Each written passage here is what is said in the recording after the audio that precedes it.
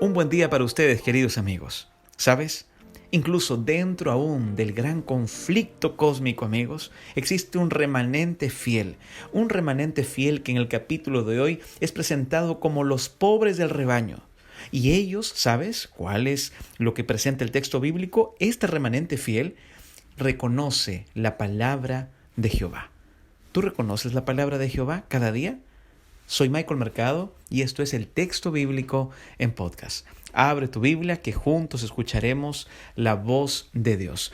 Hoy meditaremos en el capítulo 11 de Zacarías. Vamos rápidamente al texto bíblico. Aquí nosotros vamos a ver a partir del versículo 4 hasta el versículo 7 que se presenta una profecía de juicio, pero Zacarías está actuando esta profecía de juicio.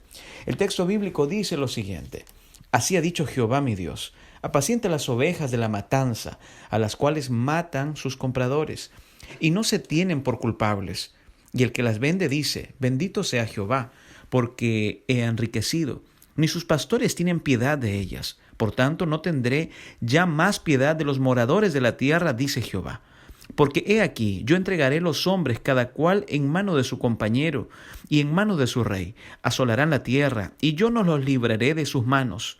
Apacenté, pues, las ovejas de la matanza, esto es, a los pobres del rebaño, y tomé para mí 2 callados. Al uno le puse por nombre gracia, y al otro ataduras, y apacenté las ovejas.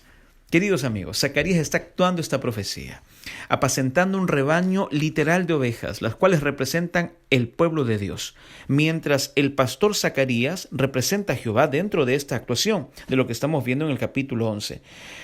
Recuerda, se le está señalando este rebaño para la temporada de un contexto de juicio. Acá se presentan 2 callados, se habla de gracia y de ataduras. Gracia representa la belleza y ataduras representa la unidad. El callado, ¿verdad? Según Salmo 23:4, era una herramienta común para un pastor, que utilizaba un pastor. Amigos, debemos recordar lo siguiente: el favor simboliza el estatus favorecido de Israel, como el pueblo escogido de Dios. Dios escogió al pueblo para que puedan ser los representantes de Él. Correcto, eso es el favor que simboliza el estatus para Israel, como un pueblo de Dios. La unión simboliza la armonía interna del pueblo que fue perdido en el tiempo de la siega de Jerusalén. En el versículo 8 hasta el versículo 11 nosotros encontramos que acá hay algo quebrado, pero esto es un simbolismo de quebrado. El pacto simbólicamente está quebrado. Mira lo que dice el versículo 8: y destruí a 3 pastores en un mes, pues mi alma se impacientó contra ellos, y también el alma de ellos me aborreció a mí.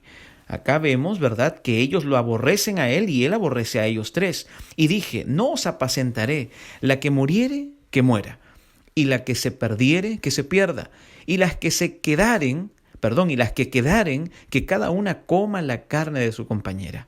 Tomé luego mi cayado, gracia, y lo quebré. ¿Qué era la gracia? Hablamos hace un momento, la belleza, ¿verdad?, que simbolizaba el estatus favorecido de Israel. Dice: gracia, tomé mi cayado, gracia, y lo quebré, para romper mi pacto que concerté con todos los pueblos. Y fue deshecho en ese día.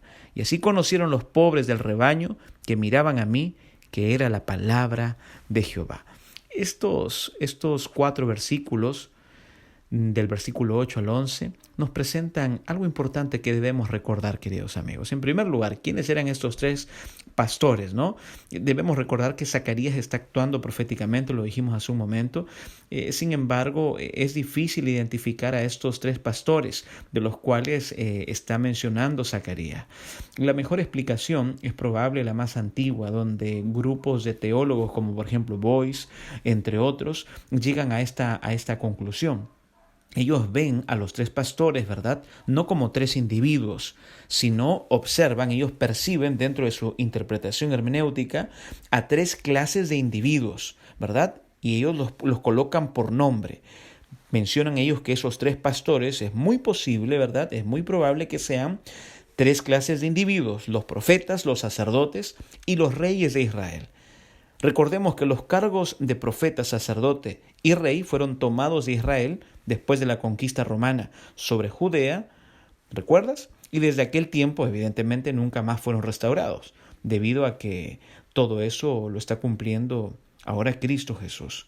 Entonces, cuando se refiere acá y destruía a estos 3 pastores en un mes, lo que menciona el texto bíblico, no necesariamente estaría hablando de 3 individuos, sino por el contrario, estaría tal vez mencionándose, ¿verdad?, estas 3 clases, estos 3 cargos, los profetas, los sacerdotes y los reyes. Ahí el texto bíblico, desde el versículo 8 al 11, también mencionaba y decía: no os apacentaré, la que muriere, que muera. Al traer el juicio, amigos, dejándolos morir, Dios apenas está retrayendo su mano de protección. En un tiempo Dios tuvo un pacto con todos los pueblos, previniendo de que estos sean atacados, ¿verdad?, por otros pueblos, sobre todo protegiendo a Israel. Pero ¿qué es lo que acontece cuando el ser humano toma una decisión? Cuando el ser humano hace uso de su libertad, de su libre albedrío, y no opta por seguir a Dios, los mandatos de Dios. ¿Qué es lo que acontece? Acontece que la protección divina se retira. También el texto bíblico menciona y dice: las que quedaren, que cada una coma la carne de su compañera. Los teólogos llegan también a un consenso y mencionan que esto realmente sucedió durante cuando Roma es sitiada, ¿verdad? En el año hacia Jerusalén, ¿verdad? El sitio de Roma hacia Jerusalén dentro del año 70 después de Cristo. Y aquí la parte importante, lo que mencioné en el inicio, el texto bíblico también finaliza, ¿verdad? Y ahí claramente dice: y fue deshecho, y en ese día, y así conocieron los pobres del rebaño que miraban a mí, que era palabra de Jehová. Se está hablando aquí de los pobres del rebaño, del remanente, queridos amigos. Este es el remanente fiel. Ellos sabían reconocer la voz de Dios incluso dentro de los momentos duros. Tú debes aprender a reconocer cuál es la palabra de Dios, incluso en los contextos difíciles. ¿Qué te parece si esta mañana oramos y agradecemos a Dios? Porque Él nos da muchas oportunidades, que Él nos puede ayudar a apacentar responsablemente nuestra familia, la Grey, y también, por supuesto, a nuestro prójimo. Vamos a orar. Señor nuestro Dios, gracias porque tú eres un Dios bueno. Gracias porque cada mañana somos reavivados por tu palabra. Tú eres nuestro buen pastor, tú nos apacientas, pero ayúdanos también que nosotros podamos llevar a nuestras familias a tus pies. No solamente a nuestras familias, sino que también podamos presentar el Evangelio de salvación eterna, Señor, a nuestros diferentes amigos, vecinos.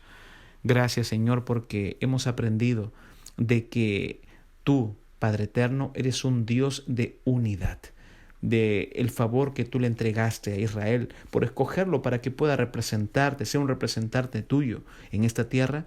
Ahora, Señor, cae sobre este Israel escatológico, este Israel espiritual, tu remanente fiel. Ayúdanos y permite que cada día podamos caminar tomados de tu mano. Oramos, Señor, en el nombre de Jesús. Amén.